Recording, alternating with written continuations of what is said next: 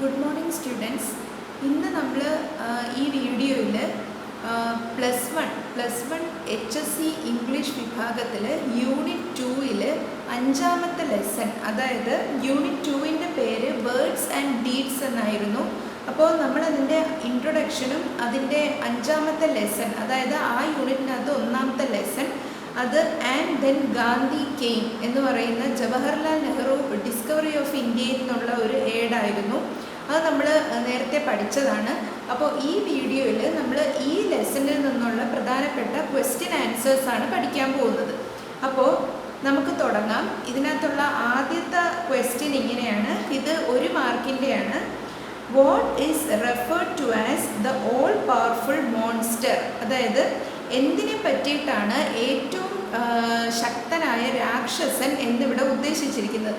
അതിൻ്റെ ഉത്തരം ഇങ്ങനെയാണ്: The anger, humiliation and hopelessness felt by the Indian people after World War I was the all-powerful monster. അതായത് 1-ാം ലോക മഹായുദ്ധത്തിന് ശേഷം ഇന്ത്യക്കാർ അനുഭവിച്ച ഹ്യൂമിലിയേഷൻ, അതായത് അപമാനം, പിന്നെ ഹോപ്പ്ലെസ്നെസ്, അതായത് ഒരു പ്രതീക്ഷയും ഇല്ലായ്മ, നിരാശ, ഇതിനെയൊക്കെയാണ് ഓൾ പവർഫുൾ മോൺസ്റ്റർ എന്ന് ഇവിടെ ഉദ്ദേശിച്ചിരിക്കുന്നത്. And they could not escape from this grip. എന്തൊക്കെ ചെയ്താലും ഈ ഒരു പിടിയിൽ നിന്ന്, അതായത് ഈ ഒരു രാക്ഷസൻ്റെ പിടിയിൽ നിന്ന് രക്ഷപ്പെടാനാകാത്ത വിധം മുറുക്കുകയായിരുന്നു ആ സമയത്ത്. ഇതാണ് 1-ാമത്തെ ക്വസ്റ്റ്യൻ്റെ പോയിൻറ്റ്സ്. ഇനി 2-ാമത്തെ ക്വസ്റ്റ്യൻ നോക്കാം. What was the impact of the first world വാർ? അതായത് 1-ാം ലോക മഹായുദ്ധത്തിൻ്റെ ഇമ്പാക്റ്റ്, അതായത് സ്വാധീനം അല്ലെങ്കിൽ ആഘാതം എന്തായിരുന്നു? 1 മാർക്കിൻ്റെ ക്വസ്റ്റ്യനാണ്. ഇതിൻ്റെ ഉത്തരം നോക്കാം. The first world war had a terrible impact on the Indian people as they were cut off from the land and could not do any kind of manual or technical work. അതായത് 1-ാം ലോക മഹായുദ്ധത്തിന് ശേഷം ഇന്ത്യക്കാരുടെ അവസ്ഥ എന്ന് പറഞ്ഞാൽ അവർ സ്വന്തം നാട്ടിൽ നിന്ന് അവരെ വേർപെടുത്തുന്ന ഒരു അവസ്ഥയിലാണ് അവർ എത്തപ്പെട്ടത്. അതായത് അവർ സ്വന്തം നാടാണെങ്കിലും അവർക്ക് ആ നാടിന് മേലെ ഒരു അധികാരവും ഇല്ലാത്ത ഒരവസ്ഥയായിരുന്നു. അവർക്ക് യാതൊരു വിധത്തിലുള്ള മാനുവൽ വർക്ക് അല്ലെങ്കിൽ കായികമായിട്ടുള്ള ജോലികളോ ടെക്നിക്കൽ വർക്ക്, അതായത് സാങ്കേതികമായിട്ടുള്ള ജോലികളോ ചെയ്ത് ജീവിക്കാൻ പറ്റാത്ത ഒരു സ്ഥിതിയാണ് അവർക്ക് വന്ന് ഭവിച്ചത്. This resulted in growing unemployment and poverty and the people felt helpless and hopeless. ഈ ഒരു അവസ്ഥ അവരെ അൺഎംപ്ലോയ്മെൻറ്റിലും പോവേർട്ടിയിലുമാണ് കൊണ്ടെത്തിച്ചത്. അതായത് തൊഴിലില്ലായ്മയിലും പട്ടിണിയിലും. ഇങ്ങനെ ജനങ്ങൾ നിസ്സഹായരും പ്രതീക്ഷ അറ്റവരുമായി തീർന്നു. ഇനി അടുത്ത ക്വസ്റ്റ്യൻ നോക്കാം. ഇതും 1 മാർക്കിൻ്റെ ക്വസ്റ്റ്യനാണ്. What does Nehru mean by and then Gandhi came? ഇവിടെ Nehru and then Gandhi came, അങ്ങനെ പിന്നീട് ഗാന്ധിജി വന്നു എന്ന് ഉദ്ദേശിച്ചിരിക്കുന്നത് എന്തുകൊണ്ടാണ്? അതിൻ്റെ ഉത്തരം ഇങ്ങനെയാണ്: the Indians were in a state of darkness because of the hopelessness and they had no one to guide them. അതായത് 1-ാം ലോക മഹായുദ്ധത്തിന് ശേഷം ഇന്ത്യക്കാർ ആകെ ഒരു ഇരുട്ടിൽപ്പെട്ടിരിക്കുന്ന ഒരവസ്ഥയിലായിരുന്നു. അവരാകെ നിരാശരായിരുന്നു, അവർ നിസ്സഹായരായിരുന്നു. അവരെ ഒന്ന് ഗൈഡ് ചെയ്യാനായിട്ട് ആരും തന്നെ ഉണ്ടായിരുന്നില്ല. It was at this point that Gandhi came into their lifes. ഈ ഒരു അവസ്ഥയിലാണ് ഗാന്ധി അവരുടെ ജീവിതത്തിലേക്ക് കടന്നു വരുന്നത്. And gave them hope and showed them a way out of darkness.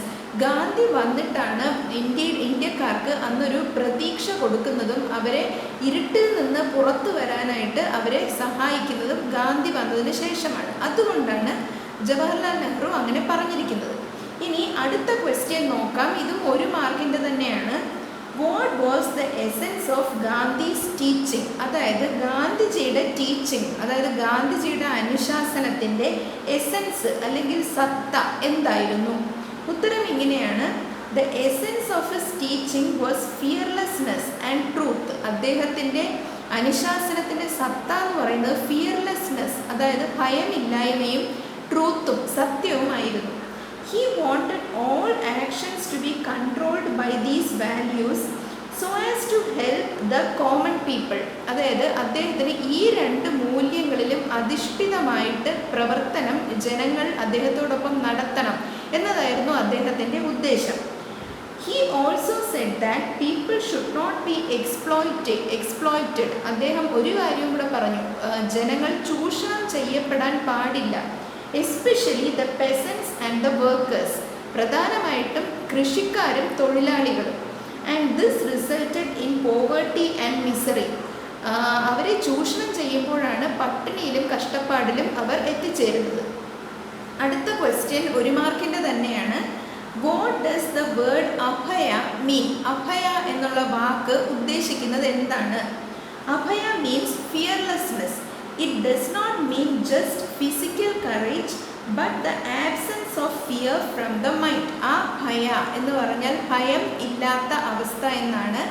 ഇതുകൊണ്ട് ഉദ്ദേശിക്കുന്നത് ഫിസിക്കൽ കറേജ് മാത്രമല്ല, അല്ലെങ്കിൽ ശാരീരികമായിട്ടുള്ള ശക്തി മാത്രമല്ല, മനസ്സിൽ നിന്നും ഭയത്തിൻ്റെ അവസാന കണവും മായ്ച്ചു കളയുക എന്നുള്ളതാണ് ഇതിൻ്റെ ഉദ്ദേശം.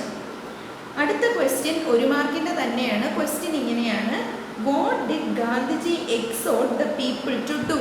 ഗാന്ധിജി ജനങ്ങളോട് എന്ത് ചെയ്യാനാണ് ആഹ്വാനം ചെയ്തത്? ഉത്തരം ഇതാണ്.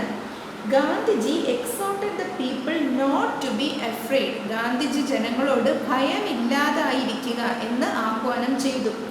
The British ruled India through putting fear into people, fear of army, the police, the secret service, the official class, laws, prison, landlord's agent, money lender, unemployment and starvation. ബ്രിട്ടീഷുകാരെ ഇന്ത്യക്കാരെ അടിച്ചമർത്തി ഭരിച്ചത് ഭയം അവരുടെ മനസ്സിലേക്ക് എറിഞ്ഞു കൊടുത്തുകൊണ്ടായിരുന്നു. എന്തിനോടൊക്കെയുള്ള ഭയമാണ് ബ്രിട്ടീഷുകാർ ഇന്ത്യക്കാരിൽ ഉണ്ടാക്കിയത്? അതായത് പട്ടാളത്തിനോടുള്ള ഭയം, പോലീസിനോടുള്ള ഭയം, സീക്രട്ട് സർവീസ് അതായത് രഹസ്യ സേവനങ്ങൾ അതായത് രഹസ്യ വിഭാഗങ്ങളോടുള്ള ഭയം, ഒഫീഷ്യൽ ക്ലാസ് ഉദ്യോഗസ്ഥരോട്, ലോസ് നിയമങ്ങളോട്, പ്രിസൺ ജയിലിനോട്, ലാൻഡ് ലോഡ്സ് ഏജൻറ്റ് അതായത് ഭൂവുടമകളുടെ ഏജൻറ്റുമാരോട്, മണി ലെൻഡർ പണമിടപാടുകാരോട്, അൺഎംപ്ലോയ്മെൻറ്റിനോട്, സ്റ്റാർവേഷനോട് തൊഴിലില്ലായ്മയോട്, പട്ടിണിയോട്, ഇതെല്ലാം കാണിച്ച് ഇന്ത്യക്കാരെ ഭയപ്പെടുത്തിയാണ് ബ്രിട്ടീഷുകാർ ഇന്ത്യക്കാരെ ഭരിച്ചത്. Gandhi wanted to remove this fear. Gandhiji ഉദ്ദേശിച്ചത് ഈ ഒരു ഭയം മാറ്റിയെടുക്കുക എന്നുള്ളതായിരുന്നു ഗാന്ധിജിയുടെ ഉദ്ദേശം. ഇനി അടുത്ത ക്വസ്റ്റ്യൻ നോക്കാം. അതും 1 മാർക്കിൻ്റെ ക്വസ്റ്റ്യൻ ആണ്. What did Gandhiji do to remove fear from the minds of people? ആൾക്കാരുടെ മനസ്സിൽ നിന്നും ഭയം എടുത്തു മാറ്റാനായിട്ട് ഗാന്ധിജി എന്താണ് ചെയ്തത്? He told the people not to be afraid. ആദ്യം തന്നെ ഗാന്ധിജി അവരോട് ഭയക്കരുത് എന്ന് ആഹ്വാനം ചെയ്തു. Fear builds its ghost which are more fearsome than reality itself. അതായത് ആർക്കാണെങ്കിലും ഭയം ഉണ്ടാകുമ്പോൾ നമ്മുടെ മനസ്സിൽ അതിനേക്കാൾ ഭയാനകമായ ഗോസ്റ്റുകൾ അല്ലെങ്കിൽ ഭൂതങ്ങൾ നമ്മുടെ മനസ്സിൽ ജനിക്കുന്നു. അതായത് ഈ ഭയത്തിൻ്റെ ഭൂതങ്ങളെന്ന് പറഞ്ഞാൽ റിയാലിറ്റിയുമായിട്ട് യാതൊരു ബന്ധവും ഉണ്ടാവില്ല, അതായത് യാഥാർത്ഥ്യവുമായി ബന്ധമേ ഉണ്ടാവില്ല ഈ ഭയം ജനിപ്പിക്കുന്ന ദുർഭൂതങ്ങൾ. And when reality is calmly analyzed and its consequences willingly accepted, അതായത് യാഥാർത്ഥ്യവും ഭയവും രണ്ടും തമ്മിൽ യാതൊരു ബന്ധവുമില്ല. നമ്മൾ യാഥാർത്ഥ്യത്തെ കാമായിട്ട് അനലൈസ് ചെയ്താൽ അല്ലെങ്കിൽ ശാന്തമായിട്ട് വിശകലനം ചെയ്താൽ and its consequences willingly accepted, എന്ത് തന്നെയാണ് യാഥാർത്ഥ്യമെങ്കിലും അതിൻ്റെ പരിണിത ഫലങ്ങൾ ബോധപൂർവം നമ്മൾ അക്സെപ്റ്റ് ചെയ്യുകയാണെങ്കിൽ ഫിയർ ഗോസ് അവേ, ഭയം നമ്മുടെ മനസ്സിൽ നിന്ന് ഇല്ലാതാകും. Suddenly the black film of fear was removed from the people's mind. അങ്ങനെ ജനങ്ങളുടെ മനസ്സിൽ നിന്നും ഭയത്തിൻ്റെ ഒരു കറുത്ത ഒരു പടലം മനസ്സിൽ നിന്ന് മാറിക്കിട്ടി. The need for falsehood and secretive behaviour was lessened. അതായത് ഭയം എപ്പോഴും കള്ളത്തരവുമായിട്ട് കൂടിച്ചേർന്ന് നിൽക്കുന്നതാണ്. അതായത് സത്യം ചെയ്യുന്ന ഒരാൾക്ക് ഒരിക്കലും ഒന്നിനെയും ഭയപ്പെടേണ്ട ആവശ്യമില്ല. കള്ളത്തരവും അഴിമതിയും ചെയ്യുന്ന ആൾക്കാർക്കാണ് ഭയം ഉണ്ടായിരിക്കുന്നത്. അതുകൊണ്ട് തന്നെ ഭയം മനസ്സിൽ നിന്ന് പോയപ്പോൾ തന്നെ കള്ളത്തരങ്ങളും സീക്രട്ടീവ് ബിഹേവിയർ, അതായത് രഹസ്യ സ്വഭാവമുള്ള പെരുമാറ്റങ്ങളും കുറഞ്ഞു കിട്ടി. ഇനി അടുത്ത ക്വസ്റ്റ്യൻ എന്താണെന്ന് നോക്കാം. Why was Gandhiji compared to a psychologist? ഗാന്ധിജിയെ എന്തുകൊണ്ടാണ് ഒരു മനഃശാസ്ത്രജ്ഞനോട് താരതമ്യം ചെയ്തിരിക്കുന്നത്? ഉത്തരം ഇങ്ങനെയാണ്. Gandhiji was compared to a psychologist because he brought a psychological change in the people. അദ്ദേഹത്തെ സൈക്കോളജിസ്റ്റ് എന്ന് പറഞ്ഞിരിക്കാൻ കാരണം അദ്ദേഹം മനുഷ്യരുടെ മനസ്സിൽ ഒരു മാനസിക പരിവർത്തനമാണ് സൃഷ്ടിച്ചത്. A psychologist probes deep into the patient's past to find out the origins of his complexes. അതായത് ഒരു മനഃശാസ്ത്രജ്ഞൻ തൻ്റെ പേഷ്യൻറ്റിൻ്റെ മനസ്സിൽ ഒരു അന്വേഷണം നടത്തുകയാണ് ചെയ്യുന്നത്. പേഷ്യൻറ്റിൻ്റെ മനസ്സിൽ പേഷ്യൻറ്റിൻ്റെ പാസ്റ്റിലേക്ക്, പേഷ്യൻറ്റിൻ്റെ പഴയ കാലത്തിലേക്ക് അല്ലെങ്കിൽ ഭൂതകാലത്തിലേക്ക് ഒരു അന്വേഷണം നടത്തുകയാണ് മനഃശാസ്ത്രജ്ഞൻ ചെയ്യുന്നത്. To find out the origins of his complexes. ആ പേഷ്യൻറ്റിൻ്റെ മനസ്സിലെ സങ്കീർണതകളുടെ ഒറിജിൻ അല്ലെങ്കിൽ സങ്കീർണതകളുടെ ഉത്ഭവം കണ്ടുപിടിക്കാനായിട്ട് ആ പേഷ്യൻറ്റിൻ്റെ മനസ്സിൻ്റെ പാസ്റ്റിലേക്ക് ഒരു അന്വേഷണം നടത്തുകയാണ് ചെയ്യുന്നത്. Gandhiji did the same. ഇത് തന്നെയാണ് ഗാന്ധിജി ജനങ്ങളുടെ മനസ്സിലും ചെയ്തത്. He probed deep into the minds of Indians and exposed the needlessness of fear. അദ്ദേഹം ജനങ്ങളുടെ മനസ്സിൻ്റെ ഉള്ളിലേക്ക് ഒരു ആഴമേറിയ ഒരു അന്വേഷണം നടത്തുകയും ഭയത്തിൻ്റെ യാതൊരു ആവശ്യവുമില്ല എന്ന് അവരെ ബോധ്യപ്പെടുത്തുകയും ചെയ്തു.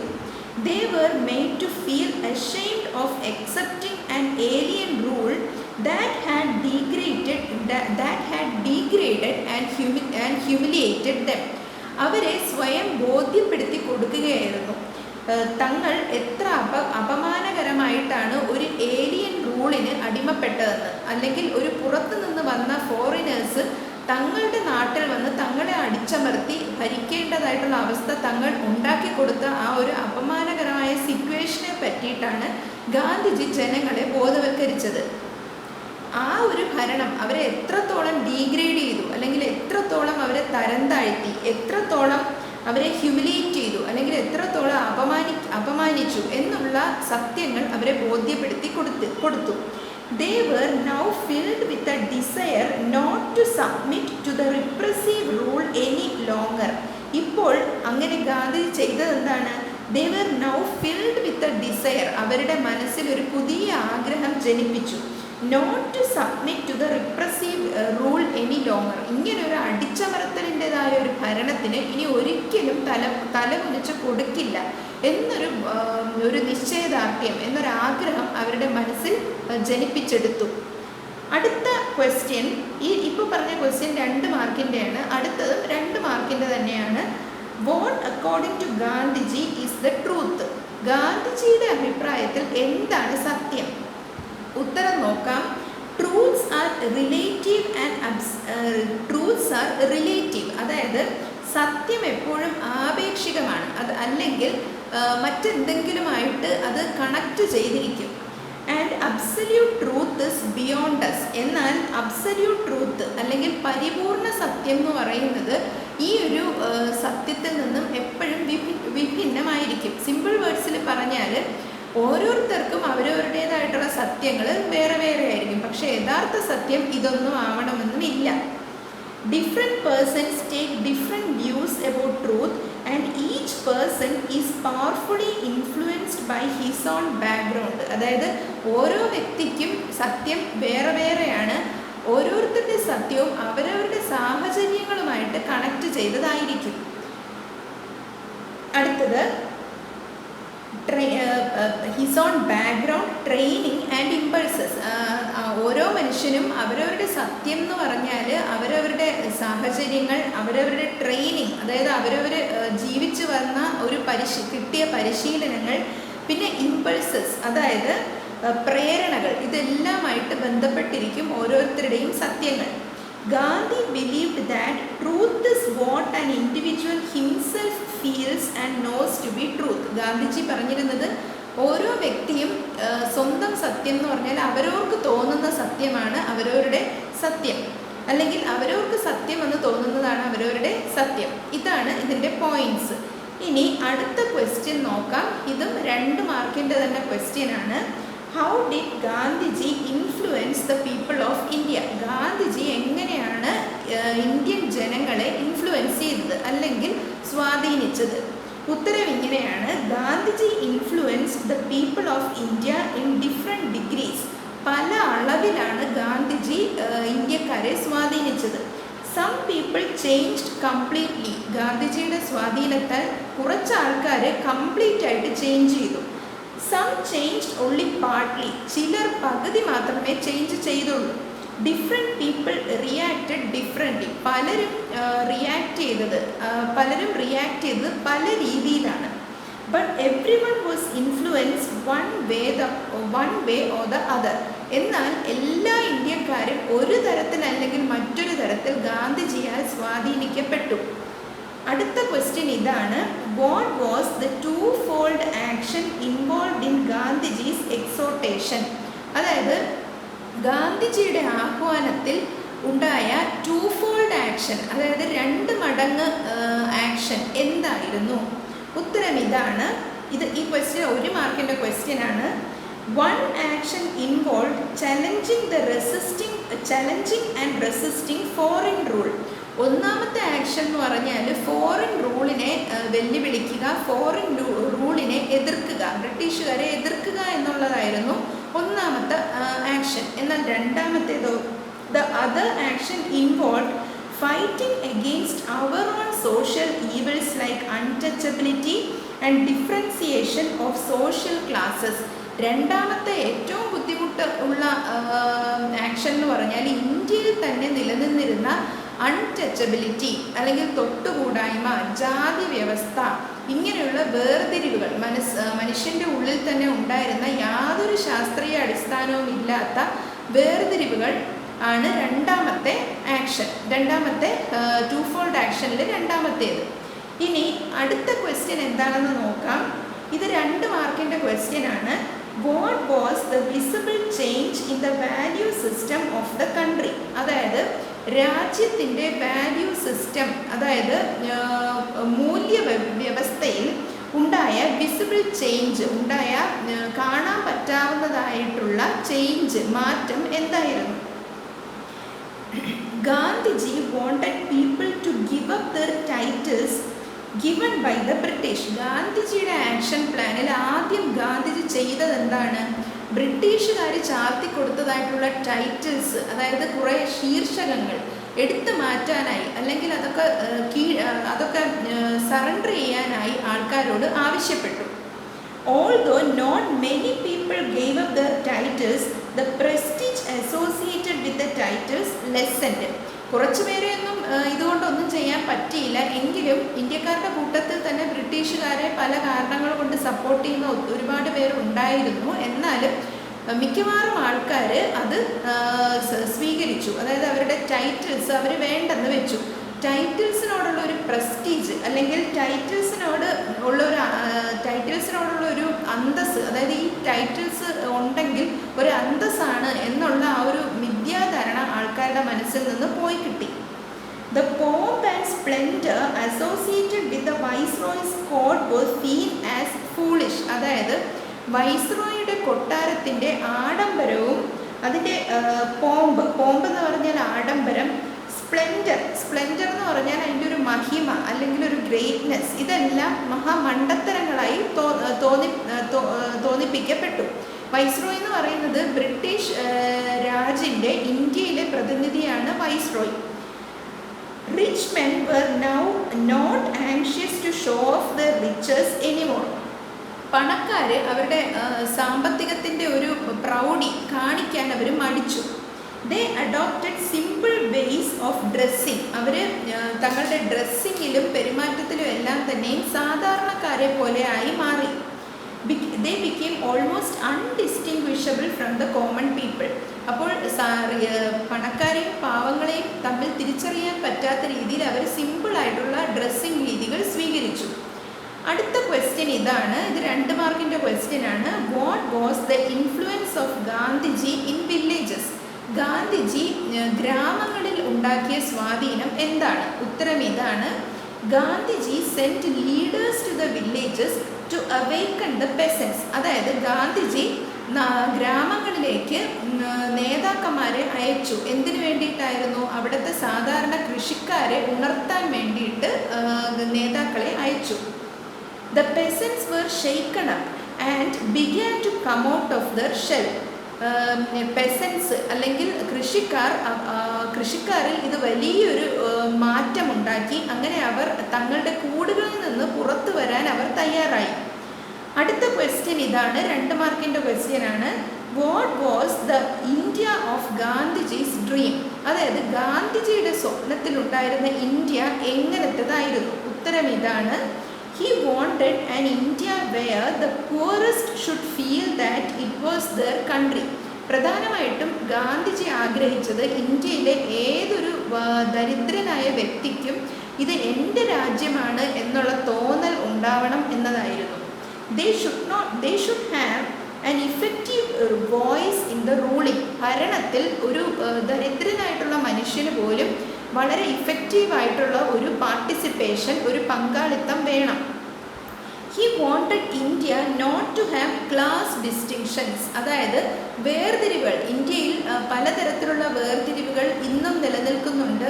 ജാതിയുടെയും മതത്തിൻ്റെയും സാമ്പത്തികത്തിൻ്റെയും നിറത്തിൻ്റെയും ഒക്കെ പേരിൽ ഇന്ത്യയിൽ വേർതിരിവുകൾ നിലനിൽക്കുന്നുണ്ട്. ഇങ്ങനെയുള്ള വേർതിരിവുകൾ പാടില്ല എന്നതായിരുന്നു ഗാന്ധിജിയുടെ ആഗ്രഹം. He wanted India to be a place where people live in perfect harmony. എല്ലാ വിഭാഗത്തിലുള്ള ജനങ്ങളും ഹാർമണി, അതായത് ഒത്തൊരുമയോട് കൂടി കഴിയുന്ന ഒരു ഇന്ത്യയാണ് ഗാന്ധിജി ആഗ്രഹിച്ചത്. There was no room for untouchability. അതായത് തൊട്ടുകൂടായ്മ, ജാതി വ്യവസ്ഥ, ഇതിനൊന്നും ഒരു സ്ഥാനവും പാടില്ല. ഇൻടോക്സിക്കേറ്റിംഗ് ഡ്രിങ്ക്സ് ആൻഡ് ഡ്രഗ്സ്, മാത്രമല്ല ലഹരി വസ്തുക്കളുടെ ഉപയോഗവും ഗാന്ധിജി ഒട്ടും തന്നെ ആഗ്രഹിച്ച കാര്യമല്ല. Women were to have equal rights with men. സ്ത്രീകൾക്ക് പുരുഷനോടൊപ്പം തന്നെ ഈക്വൽ റൈറ്റ്സ് ഉണ്ടായിരിക്കണമെന്നും ഗാന്ധിജി ആഗ്രഹിച്ചിരുന്നു. അടുത്ത ക്വസ്റ്റ്യൻ ഇതാണ്, ഇത് 2 മാർക്കിൻ്റെ ക്വസ്റ്റ്യൻ ആണ്. What according to Gandhiji was the essential culture of India? ഗാന്ധിജിയുടെ അഭിപ്രായത്തിൽ ഇന്ത്യയുടെ എസെൻഷ്യൽ കൾച്ചർ അല്ലെങ്കിൽ ഇന്ത്യൻ സംസ്കാരത്തിൻ്റെ കാതൽ എന്തായിരുന്നു? ഉത്തരം ഇതാണ്.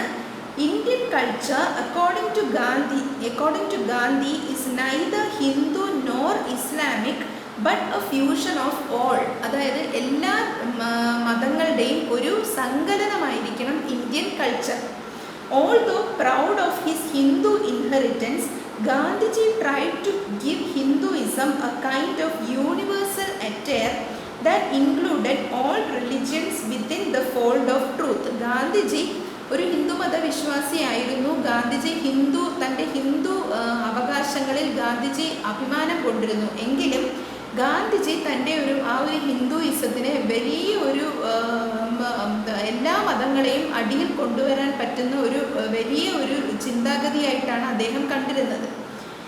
He refused to narrow his cultural inheritance. അദ്ദേഹം ഒരു നാരോ മൈൻഡഡ് ആയിട്ടല്ല സംസ്കാരത്തെ കാണാൻ ആഗ്രഹിച്ചത്. അതായത് ഇന്ത്യൻ സംസ്കാരം എന്ന് പറയുമ്പോൾ, ചുരുക്കി പറയുകയാണെങ്കിൽ ഇന്ത്യൻ സംസ്കാരം എന്ന് പറയുമ്പോൾ ധാരാളം മതങ്ങളുടെ മിക്സ്ചറാണ്. അതെല്ലാം തന്നെ ഒത്തൊരുമയോടുകൂടി ഒരു കുടക്കീഴിൽ കഴിയണം എന്നുള്ളതായിരുന്നു ഗാന്ധിജിയുടെ ആഗ്രഹം. അടുത്ത ക്വസ്റ്റ്യൻ ഇതാണ്, 2 മാർക്കിൻ്റെ ക്വസ്റ്റ്യൻ ആണിത്. What was the psychological revolution that Gandhiji brought about? Gandhiji സൃഷ്ടിച്ച മാനസിക വിപ്ലവം എന്തായിരുന്നു? Gandhiji was an astonishingly vital man, full of self-confidence and unusual kind of power.